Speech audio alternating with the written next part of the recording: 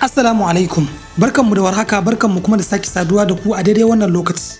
A cikin shirin namu za ku ji cewa mummunar zanga-zanga ta barke a Isra'ila bayan Netanyahu ya roki afuwar shugaban kasa ya yafe masa kan laifukan rashawa da cin hanci da aka kama shi da shi. Haka kuma ambaliyar ruwa ta hallaka sama da mutum 1000 a Asiya.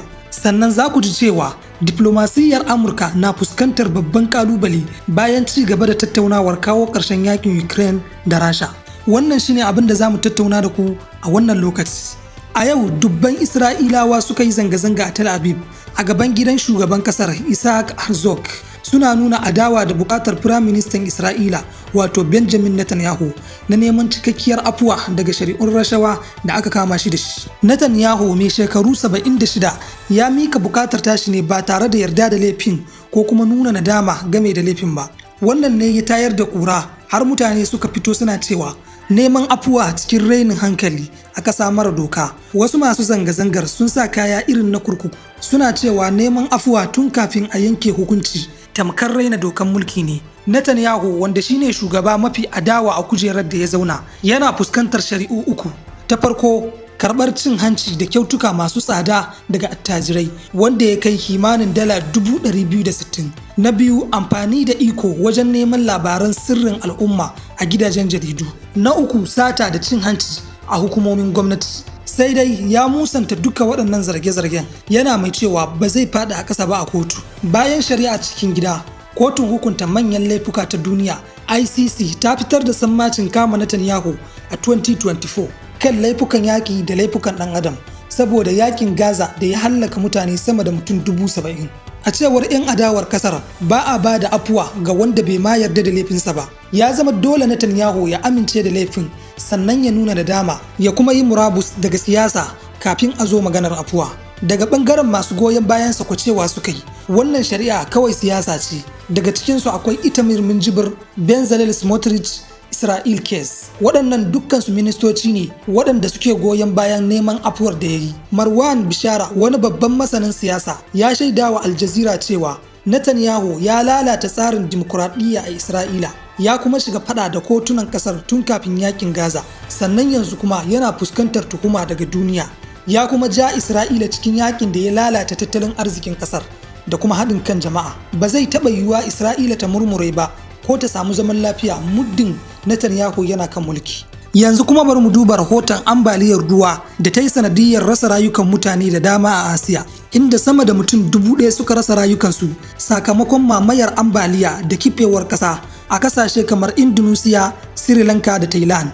A halin yanzu ma'aikatan ceto na fama da mawuyacin aiki wajen kai agaji ga yankunan da abin ya shafa. A Indonesia kadai adadin mutanen da suka mutu ya haura mutum 500. Sannan ɗaruruwan mutane sun bata a jihohi kamar North Sumatra da kuma West Sumatra. Sojojin Indonesia suna amfani da jirage da manyan motocin soja don kai agaji saboda hanyoyi da gadoji da suka lalace.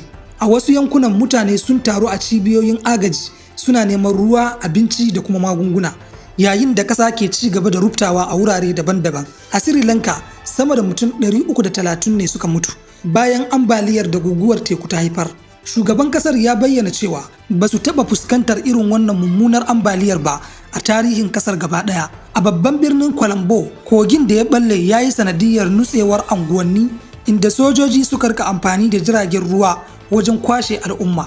Sri Lanka ta roƙi taimakon ƙasashen duniya, kuma India ta tura jiragen sama da kayan agaji da jiragen ruwa. Haka kuma Japan ta tura ƙwararru don tantance ɓarnar. Wasu kasashe kuma sun turo da kuɗi da kayayyakin tallafi. Yanzu kuma bari mu duba kalubalen da diplomasiyar Amurka ke fuskanta bayan ci gaba da tattaunawar kawo ƙarshen yakin Ukraine da Rasha. An samu wata muhimmiyar tattaunawa tsakanin Amurka da Ukraine a Florida, yayin da Amurka ke ƙoƙarin matsawa Ukraine lamba don ta sassauta domin a cimma yarjejeniyar zaman lafiya da Rasha. Taron ya gudana ne a Shell Bay, wani kulob na masu kuɗi na kamfanin Witkoff, tare da halartar Marco Rubio, sakataren harkokin wajen Amurka, da Steve Witkoff, jakada na musamman na Amurka, da kuma Jared Kushner, surukin shugaban ƙasar Amurka Donald Trump, da kuma jami'an Ukraine. Wata majiya ta ce tattaunawar ta kasance mai wuya, amma a ƙarshe dai ta zama mai amfani. An gina akan tattaunawar da aka yi a Geneva a makon da ya gabata, amma sai dai duk da haka har yanzu ba a kammala wannan tattaunawar ba. A cikin shirin zaman lafiya mai matakai 28 da Amurka ta gabatar, an nemi Ukraine ta cire niyyarta ta shiga NATO, abin da Ukraine ɗin take amincewa da shi domin yana cikin tsarin kundin mulkin ƙasar. Amma sai dai yanzu an fito da wata sabuwar dabara bayan tabbatar da cewa Ukraine ba za ta sa hannu a rubuce ba, amma Rasha da NATO su yi wata yarjejeniya ta kai tsaye wacce za ta hana Ukraine ɗin shiga cikin NATO. Wannan shawara ta zama mai matukar rikitarwa, kuma shugaban Ukraine ne zai yanke hukuncin ƙarshe. Rasha na so a mika mata ragamar Donbass, yankin gabashin Ukraine da kuma Donetsk, wanda a shirin da Amurka ta gabatar waɗannan yankuna guda biyu za su zama demilitarized zone ne, wanda Rasha za ta jagoranta amma ba za ta sa sojojinta ba. Sai dai Ukraine ta ce wannan zai raunata tsaronta kuma zai sake ba Rasha damar kai mata hari. Sannan cire manyan garuruwa da suke garkuwar tsaro ne daga Ukraine. Mai magana da yawun Ukraine a tattaunawar ya ce ba zai yi mu mika yankin mu ga Rasha ba, amma a yanzu ana binciken wasu hanyoyi da za su kare Ukraine su kuma ci gaba da mutunta tsarin kundin mulkin kasar. A bangare guda kuwa, Rasha na tsaye kan bukatunta masu tsauri, ba ta ko nuna sassauci kamar yadda Ukraine ɗin ke yi, sannan ta dage sai ta samu nasarori masu yawa kafin ta amince da zaman lafiyan, wanda wannan shine babban kalubale ga diflomasiyyar Amurka. A takaice dai yanzu an ɗan samu ci gaba a tattaunawar Amurka da Ukraine. Batutuwa masu zafi wanda aka tattauna sun hada da Ukraine ta ajiye burin shiga NATO, sannan yankunan gabas na Donbass da kuma Donetsk za a sanya su a tsarin demilitarized zone. A yanzu za a iya cewa wannan tattaunawar ta dan samu ci gaba, amma babban kalubale a yanzu shine ko Rasha za ta sassauta ta yarda da waɗannan sharuɗa?